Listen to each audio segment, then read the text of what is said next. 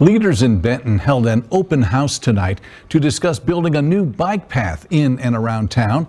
They want to get feedback from people in the community to make sure their plans are on the right path. News 3's Paul Wilcoxon has the story.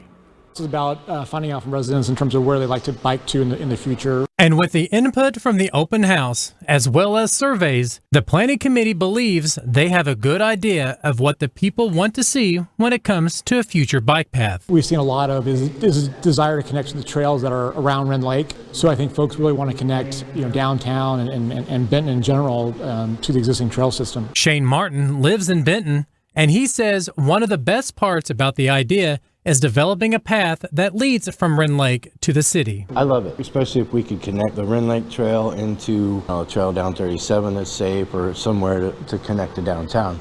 That would be awesome. Martin is in favor of the proposals as he sees it as a great way to get kids out of the house and be more active. I'm a proponent of getting kids out of the house. They sit here like this all day long.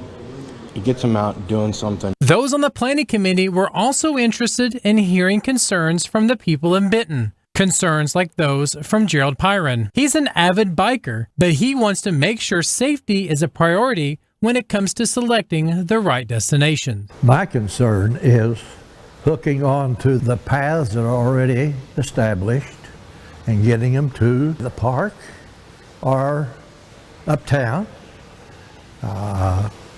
But that's my concern, getting a route, a safe route. And those on the planning committee say it's that type of feedback that's crucial. We've seen a lot of enthusiasm about the planning process. Again, it's a very long process. We want to make sure we hear from folks in terms of their priorities, also their concerns too, right? I mean, sometimes a bike facility isn't appropriate in every location, so we want to hear that too. I think people are excited about seeing the plan come together and the ideas in the future. Reporting in Benton, Paul Wilcoxon, News 3.